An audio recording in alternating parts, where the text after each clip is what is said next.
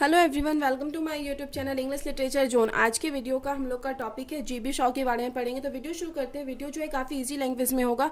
Video के through अगर आपका हेल्प होता है, वीडियो आपके सिलेबस का है, तो प्लीज़ आप लोग वीडियो को लाइक करना, चैनल को सब्सक्राइब करना और कमेंट करके बताना वीडियो आपको कैसा लगा।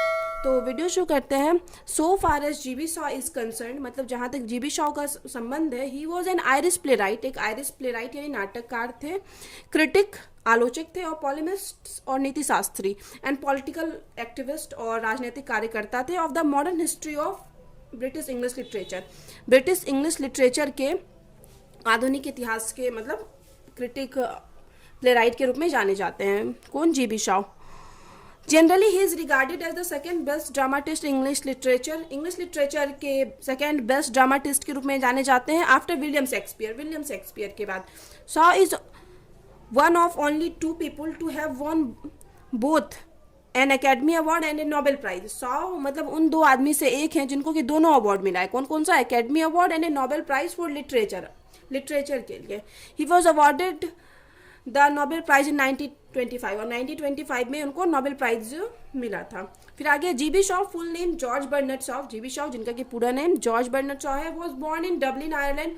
उनका जन्म जो है डबलिन आयरलैंड में हुआ। He belong to a lower middle class family, एक लोअर नीचे मिडिल क्लास फैमिली से वो बिलोंग करते हैं। His mother was an amateur singer, उनकी माँ एक शौकीन गायिका थी। Supported the family by giving music lessons, और अपने फैमिली को मतलब फाइनेंशियली सपोर्ट करती थी म्यूजिक लेसन्स देके, मतलब म्यूजिक सिखा के दूसरों को। His early education school life was not so much satisfactory, उनका जो शुरू का जो एजुकेशन रहा ना स्कूल का, वो काफ़ी ज़्यादा अच्छा नहीं रहा। दैट्स वाई ही सेड, मतलब वो सेटिस्फाइड नहीं थे उस चीज़ से, तो इसलिए वो कहते हैं I never learn anything at school, कि मैंने मतलब वो अब खुद के लिए कहते हैं कि मैं स्कूल में कभी भी कुछ नहीं सीखा। फॉर दैट रीजन, और यही रीजन की वजह से, यही कारण था, he lives school at the age of 15, बस 15 साल की उम्र में उन्होंने स्कूल छोड़ दी। And got engaged in a clerkship job, और उसके बाद एक कलर के रूप में जॉब किया एट द एज ऑफ 16, अपने 16 के एज में जॉब करना शुरू कर दिया। After some time along with his mother he went to London, कुछ टाइम के बाद अपनी माँ के साथ वो लंदन चले गए। As his mother was a singer, उनकी माँ मतलब एक सिंगर थी। He took try to be a music critic, वो कोशिश करते हैं मतलब एक म्यूजिक क्रिटिक बनने का, मतलब music critic as a career अपना शुरू करना चाहते हैं। However after a being a dramatic critic, लेकिन ड्रामाटिक क्रिटिक बनने के बाद Shaw started his ultimate career, Shaw mainly अपना सामान्यतः करियर की शुरुआत करते हैं। Being a nature lover, nature lover होने के कारण मतलब प्राकृतिक प्रेमी होने के कारण, he also loves animals so much, वो एनिमल्स से भी बहुत ज़्यादा प्यार करते हैं। दैट्स वाई ही सेज, इसलिए वह कहते हैं animal are my best my friends, कि एनिमल जो है मेरे फ्रेंड्स हैं। And I don't eat and my friends, और मैं अपने दोस्तों को नहीं खा सकता। Shaw started his career as a novelist, Shaw जो अपने करियर की शुरुआत एज ए नॉवलिस्ट किए थे, बट एज ए नॉवलिस्ट, लेकिन as a novelist he was a complete failure, पूरी तरह से वे फेल हो गए। He wrote 4 unsuccessful novel, 4 unsuccessful novel लिख रखे हैं। आफ्टर दैट, इसके बाद GB Shaw started his career as a dramatist, उसके बाद जीबी शॉ ने अपने करियर की शुरुआत एज ए ड्रामाटिस्ट की। His contribution in the field of English literature is remarkable, उनका जो योगदान रहा इंग्लिश लिटरेचर के फील्ड में वो काफ़ी सराहनीय, काफ़ी मतलब याद रखने योग्य है। He was one of the greatest dramatist of the world, world के one of the greatest dramatist के रूप में जाने जाते हैं। He was very much influenced by Henrik Ibsen, Henrik Ibsen जो ऑथर है उससे वो काफ़ी ज़्यादा प्रभावित थे। The end this reflection can be seen in some of his plays, और यही रिफ्लेक्शन मतलब इसी चीज़ का मतलब प्रभाव हम लोग को देखने को मिलता है उनके कुछ प्लेज में, नाटक में। He has written more than 60 plays, 60 से भी ज़्यादा प्लेस लिख रखे इन हिज लाइफ टाइम, अपने लाइफ टाइम में। हिज मोस्ट सक्सेसफुल प्लेस, उनका जो काफ़ी ज़्यादा सक्सेसफुल प्लेस रहा है वो रहा है आर्म्स एंड द मैन रहा है, where he stated the futility of war की व्यर्थता को दिखाते हैं कि कैसे वॉर जरूरी नहीं है। And death in the battle field, और बैटल फील्ड में जो मृत्यु मतलब डेथ होता है उसको दिखाते हैं। The play Candida is one of Shaw characteristic comedy play, मतलब काफ़ी मतलब विशेष कैरेक्टर एक प्ले है जो शॉ का कॉमेडी प्ले है Candida, presenting his iconoclastic views for which he so famous, उनके आइकोनोलास्टिक व्यूज़ को दिखाता है, मतलब ऐसी परंपरा जो चली आ रही है जो जरूरी नहीं है उस चीज़ का वो विरोध करते हैं। आइकोनोलास्टिक व्यूज़ यही वही हुआ कि जो परंपरा चली आ रही है जो जरूरी नहीं है, अननेसेसरी कुछ चला आ रहा है, तो उस चीज़ का वो विरोध करते हैं जिसके पीछे कोई रीज़न ना हो। The theme of Candida is the freedom of women in Victorian society, और जो ये कैंडिडा जो उनका प्ले है काफ़ी फेमस, उसका जो थीम है वो क्या है?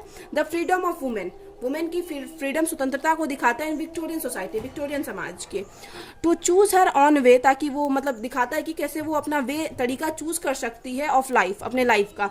To choose between security and freedom, मतलब फ्रीडम और सिक्योरिटी में उसको क्या चूज करना है वो उस पर डिसाइड करता है। Between domesticity and the boundless imagination, वो डोमेस्टिसिटी यानी वो मतलब एकदम फैमिली वाले एनवायरनमेंट में रहना चाहती है, या फिर बाउंडलेस इमेजिनेशन मतलब उस चीज़ बंधे रहना चाहते हैं, या फिर मतलब बिना कोई सीमा के अपने इमेजिनेशन को रखना चाहते हैं। Shaw's plays they are divided into 2 parts. George Bernard Shaw के प्ले को 2 भाग में बांटा गया था, प्लीजेंट प्ले और unpleasant play. His pleasant play they are all right, उनका प्लीजेंट प्ले तो सही था, but not the unpleasant ones, लेकिन अनप्लीजेंट नहीं था सही, मतलब वैसा। As this type of play they are generally dealt with issue like, और इस तरीके का जो प्ले होता था वो मेनली किस चीज़ से डील करता था, लैंडलॉर्ड्स यानी जमींदारों, सोशल प्रिजुडाइस सामाजिक पूर्वाग्रह, the romanticized soldier, the critic, religion, prostitution, etc, इन सब चीज़ों से वो डील करता था जो अनप्लीजेंट प्ले था। So those were banned by censor, और इसलिए इसको क्या किया, सेंसर यानी नियंत्रक जो होते हैं ना, बोर्ड जिनको बोला जाता है, उनके द्वारा बैन कर दिया गया इस तरीके के प्ले के उनको। There was an eminent satire on those type of plays, इन इस तरीके के प्लेज में मतलब बहुत ज़्यादा सटायर, व्यंग देखने को मिलता था सोसाइटी पे, तो इसलिए इसको इस तरीके के प्ले को बैन कर दिया गया था। और सॉरी फॉर बैकग्राउंड म्यूजिक अगर आपको उस वजह से डिस्टर्बेंस हो रही है तो। द साउ अंडरस्टैंड इट, साउ यह चीज़ समझ चुके थे, and introduced his new element in his plays called wit and humour, और ये चीज़ समझने के बाद शाह अपने प्ले को एक नए तरीके से लिखना शुरू किया और अपने प्ले में एक नई चीज़ को इंट्रोड्यूस करवाए लाए, जो कि विट एंड ह्यूमर को, बुद्धि और हास्यात्मक कला को लाए। इट वॉज द मेन की टूल फॉर शाह, और यह शाह का मेन की मुख्य मतलब टूल था for Shaw to prevent from being ban, ताकि शाह जो है आगे बैन ना किए जाए, मतलब आगे बैन ना हो, तो इस चीज़ को वो अपने प्ले में यूज़ किए ताकि वो आगे उनका प्ले बैन ना किया जाए। His place by the sensor, ताकि उनका प्ले जो है आगे मतलब सेंसर के द्वारा, नियंत्रकों के द्वारा बैन ना किया जाए। Then Shaw never stopped and tired to give up plays until his death, और उसके बाद जो जॉर्ज बर्नार्ड शॉ कभी रुके नहीं, तब तक मतलब एकदम एंड तक, अपनी मृत्यु तक लिखते रहे play. His all time famous works are, उनका काफ़ी जो फेमस वर्क्स है, man and superman, arms and the man, Pygmalion, Major Barbara, Candida, ST Joan, ये सब काफ़ी उनका फेमस प्ले है। एंड द एप्पल कार्ट, ये सब है। The apple cart is a satire on democracy, लोकतंत्र जो है उस पर सटायर करता है, व्यंग करता है। Arms and the man is a satire on the glory of war and higher love, मतलब कहीं ना कहीं वॉर को दिखाता है और उस हायर मतलब लव को भी प्रेजेंट करता है, arms and the man. ST John पाजे सटायर ऑन द इग्नोरेंस, मतलब ignorance and the corruption of the modern age के करप्शन को दिखाता है और इग्नोरेंस को दिखाता है। कौन, एस टी जोन्स जो उनका प्ले है। He was also a social reformer, एक सोशल रिफॉर्मर भी थे। He write on the problem of the society, वो प्रॉब्लम ऑफ द सोसाइटी के मतलब प्रॉब्लम्स पे लिखते थे। और यहाँ पे आप एक और चीज़ और ऐड कर सकते हो कि शाह रोट मतलब more than 60 plays in his literary career, Shaw जो है अपने मतलब लिटरेरी करियर में 60 से भी ज़्यादा नॉवेल लिख रखे हैं, प्लेज लिख रखे हैं। In the early stage of dramatic career, अपने ड्रामेटिक करियर के शुरुआत में Shaw purpose was to promote socialistic convention through his play, वो चाहते थे कि मतलब समाज को सुधारा जाए, कुछ ना कुछ व्यंग करके, या समाज की बुराइयों को दिखाया जाए, वो चीज़ चाहते थे शुरू के प्ले में, जिस वजह से उनको बैन भी कर दिया गया था। But towards the end of his career, लेकिन अपने एंड आते आते करियर के, he change his thematic concern from socialism to religion, मतलब सोशलिज्म से अपने कंसर्न को चेंज करके रिलीजन की और आगे। Still the overall analysis of his plays, लेकिन फिर भी जब उनके प्लेस को हम लोग एनालाइज करते हैं, विश्लेषण करते हैं, his place reflects his inclination towards philosophy, उनका मतलब दिखाता है हम लोगों को उनका प्ले कि उनका मतलब फिलॉसफी को लेके झुकाव जो है उस चीज़ को दिखाता है। फिर आगे है जॉर्ड कमेंट, एक जॉर्ड जो ऑथर है वो कमेंट करते हैं, Shah interest in his place lies prominently in moral politics and philosophy, की शाह का जो प्ले में जो हम लोग को इंटरेस्ट देखने को मिलता है वो मॉरल्स, पॉलिटिक्स एंड फिलॉसफी में मिलता है। He is in fact a philosopher, वो इनफैक्ट एक दार्शनिक थे, precisely in the sense in which Plato has, मतलब उसी तरह जिस तरह से यकीनन मतलब जो प्लेटो है ऑथर, जिस तरह से प्लेटो एक दार्शनिक फिलोसफर थे, उसी तरह से जीबी शाह भी हैं। दस इस प्रकार Shaw was a highly reputated poet, Shaw काफ़ी रेप्यूटेटेड अच्छे पोएट थे।